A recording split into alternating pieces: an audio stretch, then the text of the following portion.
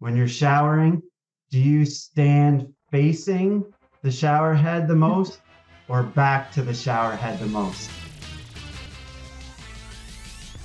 All right, it's game time. The basketball coaching show that helps basketball coaches around the globe fast track their coaching journeys. I've got Brian, I've got Brady, both my brothers, both coaches, and we're ready to go. Let's get right into it. First quarter, we're going to go 4 quarters for the show.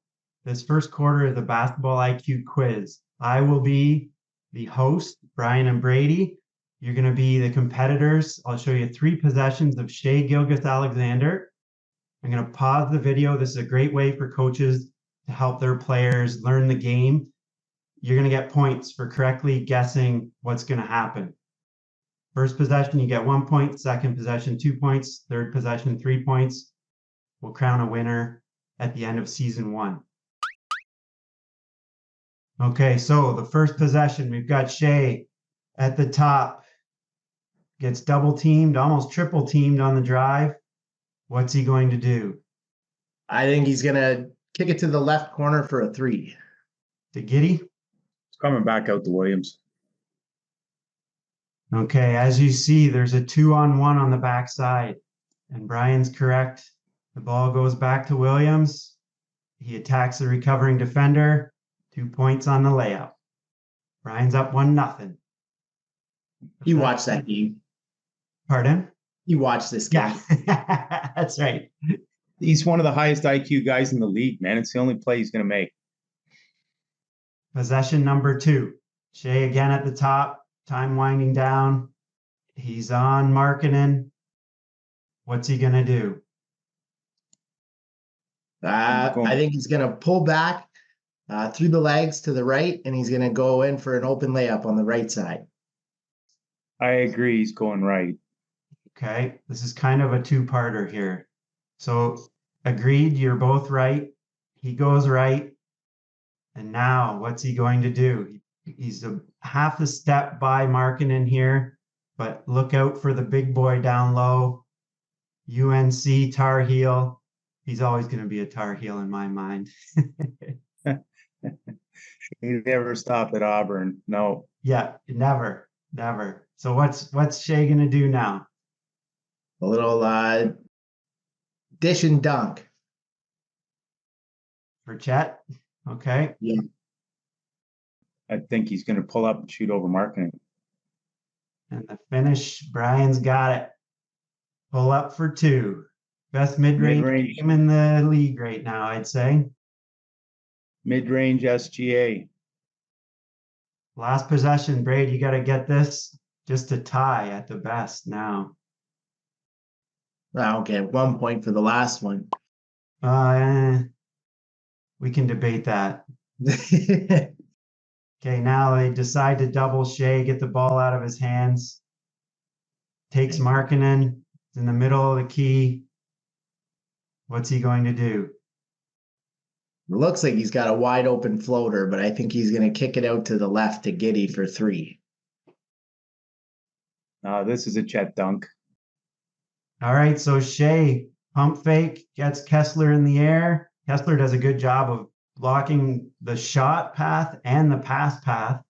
So Shai kicks out to Wallace for the 3.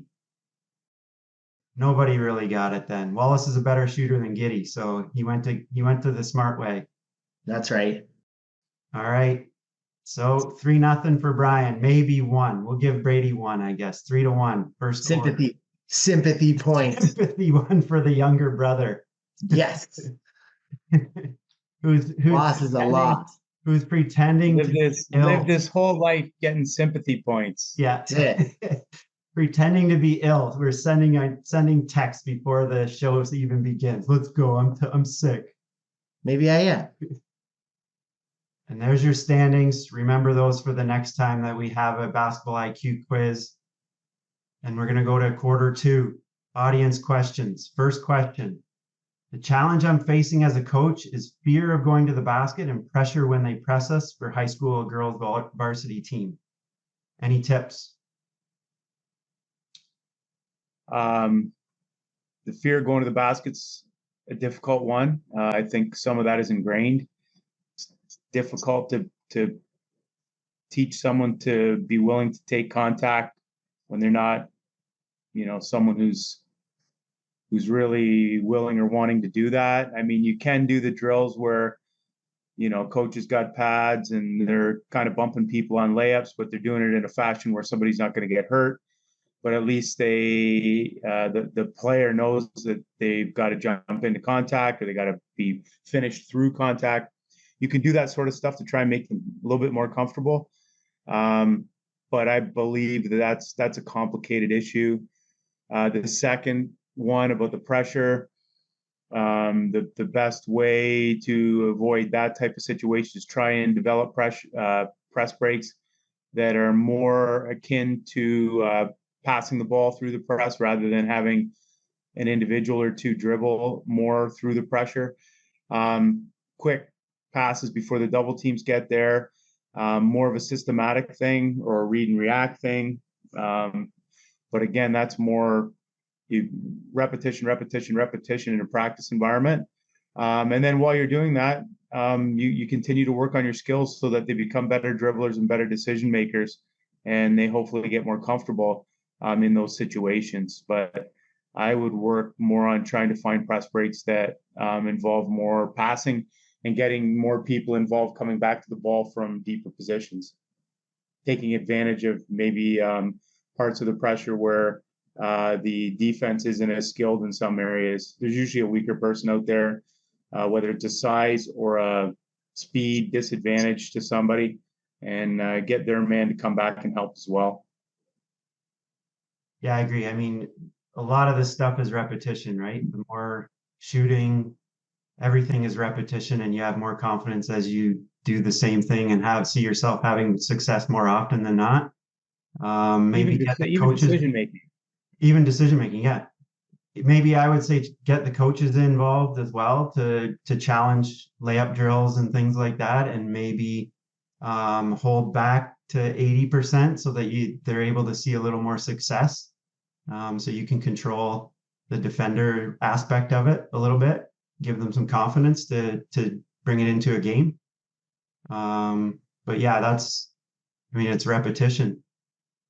That's all, and put players into the best situations so they can be successful. Okay, question number 2. Deciding when to play our best players in order to win the game versus giving some playing time to the younger, weaker kids. Hate to say it, but this has cost us games at times. What's our advice? Kind of finding the balance between lots of minutes for your best players and developing the back end, middle end of the bench.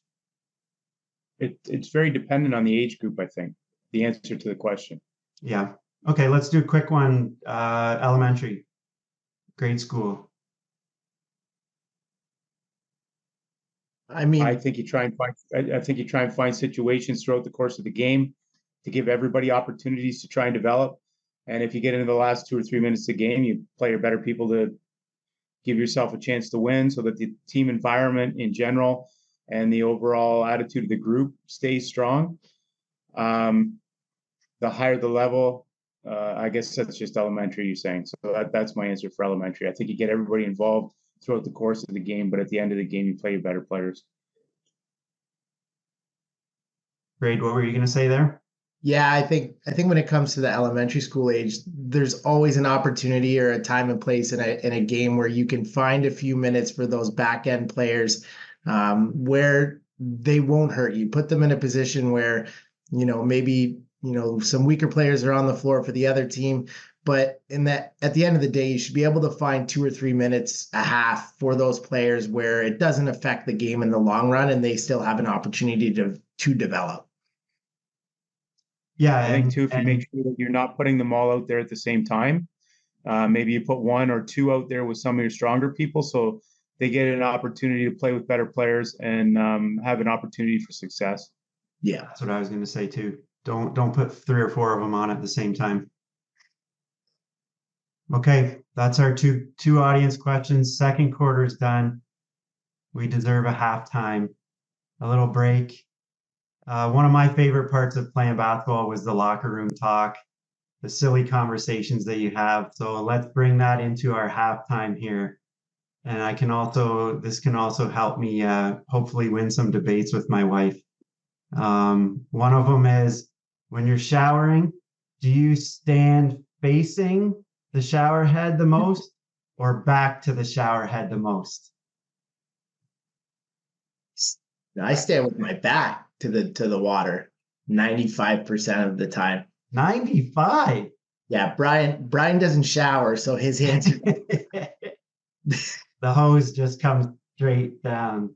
Yeah. No, that's not true at all. And I was going to say, in a team environment, we're probably showing our age if we say when we shower, like growing up when I played, you showered as a group, like it was a big open shower. Everybody did shower together. You just went and showered. It was no big deal. Sure, there was jokes and lots of goofy stuff happened, but you showered together. I think in my 27 years of coaching, I don't know, 5 kids took a shower in 27 years. And the majority of kids would actually change in a stall. Like they didn't even want people to see them without their shirt on or in their underwear. So times have changed dramatically. To answer your question directly, though, I spend 95% of my time facing the water. Yeah, I'm facing the water as well. I'm going to put this poll up on YouTube and Instagram. We'll see what the results are. We got 2-1 for facing the water. I don't know how I can't imagine doing it the other way. Like, what are you worried about? Like getting water on your back? What do you like? Isn't all the areas you have cover to take care more, of in your front? more surface area? I don't know. That's just right. More surface area covered. I don't know. When you stand forward, the water's getting in your face. I don't want the water in my face the whole time. It's easier. Isn't it the same front and back? I don't know. Being honest, I'd prefer to sit down in the shower. It's more relaxing. Yeah, so do I. So 95% forward in that case. What are we talking about? You bring a recliner in there with you? Yeah. You just sit on the floor. That's right. It's comfortable. Yeah. It's like your own little waterfall. You're in a spa. Sitting in the shower. We're trying to hide from our kids, man. Get a little break. Your kids are grown up. This is a 30-minute hideaway. Don't bother me. Yeah. Okay. Halftime is done. We'll see the results of these polls. We'll do another one in the next episode as well. Okay, third quarter. We're into the play of the week. Sometimes it can be hard to find not only a shot for your point guard, but a play where they can also start the offense. This one here is a great one. So let's go. We're starting in a horns formation. Your point guard chooses a side, and the ball side post player cuts to the opposite corner, while the ball side wing comes to receive the handoff and replace the point guard at the top of the key. The other post player comes to act as if they're setting a ball screen to engage their defender and make it difficult to help on the real action here. A screen for your point guard coming back to the ball for a 3-point shot or to play a 2-man game with the screener. Here's another look using my custom Coach Calls Timeout Playmaker. To get hundreds of more plays like this for your team and many other coaching resources, go to coachcallstimeout.com. Fourth quarter, communication. Let's have a group discussion here. The most important aspect of coaching is communication. Being a good communicator absolutely is number one. Brian, why is it so important? We've had this discussion a bunch. We were able to go to Iowa to see Caitlin Clark play. We were able to see Michigan last weekend, Michigan State, 2 different games. And we just kept coming back to the same thing about communicating with the players, communicating with parents, communicating with your assistant coaches. Give us a little more on why it's so important. Because if you're not building relationships in coaching and life in general, but if you're not building relationships in coaching, then you're never going to have a chance to be successful. And the only way to build those relationships is to be constantly communicating, positive, criticism in the proper fashion. How's your day? Finding out about players and their families, what they like and dislike outside of the gym. All of those things are important to get to know somebody. And the more you get to know somebody, and the more that you're communicating, the better trust that'll develop. And when there's trust between a coach and players, you've got an opportunity to build something special. If you're not constantly communicating, you have no chance to do those types of things and get to that level. The best coach I ever played for in my life was probably the worst X's and O's coach that I ever had. And yet we were extremely successful because we would have done anything for him because of the way he treated us. And that was, we were 9 years old. So I remember it to this day, and I've taken that forward with me and all my years of coaching is get to know everybody, build those relationships, and don't be afraid then when you have a good relationship with somebody, you can have honest conversations. Hey, the ball needs to move more. We need you to do this rather than this. I know you'd like this role, but we need you in this role. All of those types of discussions and things are a lot easier to have when you have a relationship that each of you respect each other and you trust each other and you like each other. So they're only built out of communication.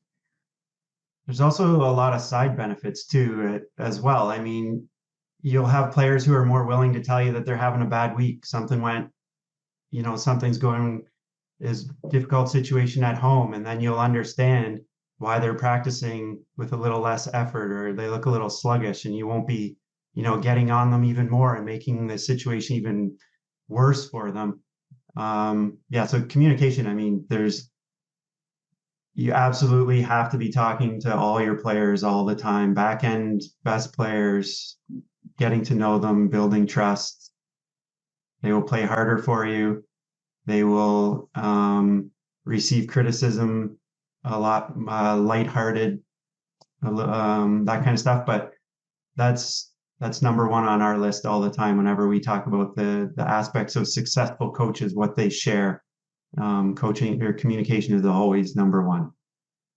Quick story relating to one of the points you just made, Dan. Last year, in my last year coaching, I had a guy who was having he put together 2 or 3 pretty poor practices in a row, and like noticeably poor, where it was like you're kind of dragging everybody else down with you. And one of my assistants was all over this guy and all over him and all over him. And finally, I pulled the assistant. I said, "Hey, man, let's take things a little bit easier on him." And he's like, "Why? He's been awful for 3 days." And I said, "Yeah, he just broke up with his girlfriend just broke up with him 3 days ago. And it's the only girlfriend he's ever had in his life. He's struggling." And like you said, you don't know what other people are going through outside of, the gym. And sometimes, unfortunately, it gets brought into the gym. And if you're not, like you said, if you're not communicating, and I didn't know that, because him and I had talked about it, actually, he came and told me. So, if you didn't know that, you just think, Jesus, this guy needs a kick in the butt because he's killing us here. And the reality is, no, he needed a big hug. And, you needed to somehow help him get through all that, or at least allow him to get through it or process it. And unfortunately, we were going to struggle a little bit in practice while he's trying to, figure out a tough life situation. Yeah. If anybody watching has any stories that they want to share, leave a comment. We'd love to keep the conversation going. For now, that's the end of the 4th quarter. Game's over. Brady's going to end it with a stat of the day. He is our stat man. All right, so for this stat, it proves that 3-point shooting, it's really important in today's game, but it's also not something that's going to guarantee you to get, the most minutes out on the floor. Recently this player, he just broke the record for fastest to 900 3-pointers made in the NBA. I'd like to see if you guys take a shot at who it is. Fastest to 900? Yeah, fastest player in NBA history. Games played to 900 threes. So if you're making 2 or 3 a game, well, Lillard's got to have 6 or 7 years. Yeah, he'd probably have to have 4 a game. So he's probably 3 years in the league, maybe 4 at the most. 3 or 4 years in the league, shooting threes, I making think I may threes, know and it's this going to be answer, Brady, somebody we don't. if you sent me that Go ahead. Instagram. Yeah. Go ahead. Guess away. Anybody got a guess? Trae Young. He's not Trae Young. No? No, it is the Miami Heat sharpshooter off the bench, Duncan Robinson. Wow. Wow. He didn't even play in most games last year. He was put on the bench, and he's still the fastest player.